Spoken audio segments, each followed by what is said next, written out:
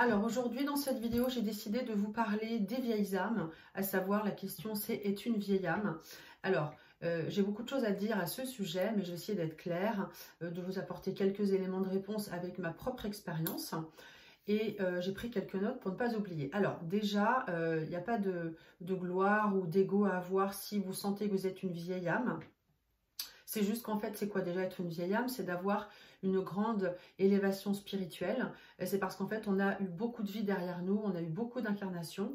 Et du coup, au lieu d'être à l'école en CP, et ben en fait, on a atteint le niveau supérieur des classes. C'est pas une question d'intelligence, c'est une question d'ouverture de conscience, tout simplement déjà. Donc, pas d'ego.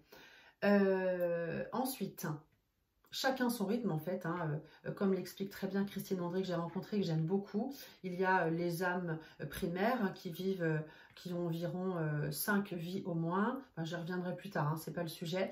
Donc il y a différents niveaux de conscience parce qu'en fait c'est important de le comprendre parce qu'on est tous différents et c'est pour ça que on a des niveaux de conscience différents parce que on a ces vies derrière nous qui font qu'on est plus évolué spirituellement. Donc, j'y reviendrai plus tard. Les points.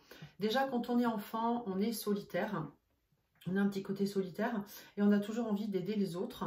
Moi, je me souviens dans la cour de récré, en fait, j'allais toujours vers les petits malheureux, ceux qui étaient délaissés. J'avais mal au cœur pour eux et j'avais envie d'aller les aider. Ceux qui arrivaient, j'avais une Jacqueline, je me rappelle, elle arrivait d'Afrique et à l'époque, je sais pas, les gars, les filles de ma classe, la rejetaient parce qu'elle était différente. Hein. Déjà, la différence, ça dérange.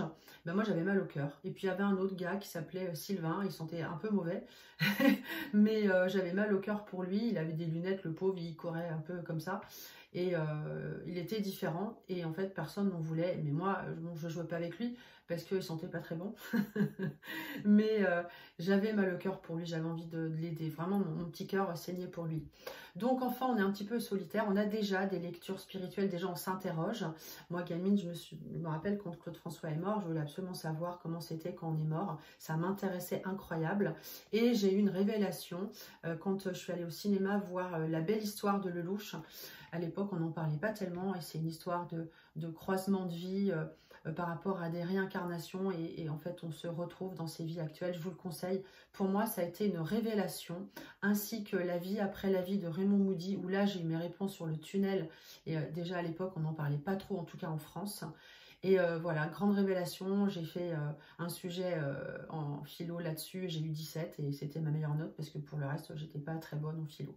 Mais là, j'ai vraiment parlé avec mes tripes, j'ai expliqué le livre et tout le monde était là dans la classe, waouh, super. Voilà, donc, et quand on est enfant déjà, on sait déjà, on a déjà des réponses spirituelles, on sait qu'on est différent et on n'a pas besoin de... comment dire, on va naturellement vers ça en fait. Moi j'ai pas été formatée j'ai pas été formée par mes parents, au contraire du tout, enfin en fait au contraire non, mais ils s'intéressaient pas à ça, c'est vraiment moi qui suis allée directement toute seule vers ce sujet-là. Ensuite, quand on est adulte, eh bien on a un certain besoin de liberté.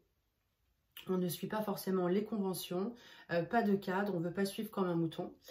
On est toujours avide de connaissances, de formations, on veut toujours apprendre plus sur l'ésotérisme, ça peut être la voyance, ça peut être le pendule, le développement personnel, tout ce qui est en rapport avec l'ésotérisme, et on a toujours envie d'en savoir plus, on a un grand besoin de connaissances et de formation. On a un intérêt donc pour la spiritualité, ça je viens de le dire, hein, on s'en nourrit bien évidemment. On a besoin de calme, on est plutôt serein. On aime bien être un peu tout seul pour méditer, pour se retrouver, pour être calme et serein. Comme ça, on n'a pas de conflit parce qu'on déteste les conflits et la violence. On n'a pas besoin on reste très simple, on n'a pas besoin d'acheter des choses avec des marques super chères. Enfin, en tout cas, tout ce que je vous dis, je l'ai retrouvé dans différents points et j'ai fait ma petite synthèse et moi, ça me parle, hein, je me sens vraiment comme ça. J'ai jamais eu envie d'acheter des trucs avec des marques pas possibles. Je m'habille de manière très simple dans n'importe quel magasin du moment que ça me plaise, peu importe la marque. Ça, c'est clair. Pas besoin d'avoir la plus belle voiture, dernier iPhone, voilà, un truc qui fonctionne, ça va très bien. Et alors, un autre point important, c'est qu'on n'a pas peur de la mort parce qu'on s'est renseigné et on sait à quoi s'attendre. Donc, on n'a aucune peur de la mort et au contraire, on en est attiré. Moi, j'ai toujours été attirée, comme je vous l'ai dit, par l'au-delà. Et donc, tous ces points vraiment me parlent. Et je pense que vous aussi, si vous êtes là avec moi, ça vous parle. On ne se prend pas forcément au sérieux, on a un certain humour et de l'autodérision, on se moque de soi facilement. On est dans la gratitude, on remercie, on aime faire plaisir, on aime aider, ça je l'ai dit. Et on est souvent dans la gratitude, on dit merci. D'ailleurs, on est souvent en lien avec son guide. On a besoin de lui parler. Moi, je parle toute seule, hein, je parle à mon guide. Je le remercie très souvent, même quand je vais chercher des champignons. Eh bien, je lui demande de m'aider à en trouver et ça a super bien marché, ne serait-ce que dimanche dernier. Donc voilà, on sait qu'on n'est pas seul, on est très serein sur, sur la suite, hein, on ne se prend pas la tête pour un rien. Alors par contre, en amour, c'est un petit peu compliqué. Le mieux quand on est en couple, c'est d'être un peu chacun chez soi, de se retrouver pour le meilleur, parce qu'on a besoin de solitude, de se retrouver, d'élever son plan vibratoire, enfin sa spiritualité, tranquillement dans son coin. Et donc, voilà, je pense que j'ai fait le tour. L'idéal pour le conjoint, c'est qu'il soit quand même ouvert à ça et voire spirituel. Voilà, je crois que je vous ai tout dit. N'hésitez pas à me laisser vos commentaires. Si vous avez besoin d'en savoir plus, n'hésitez pas, voilà, des commentaires.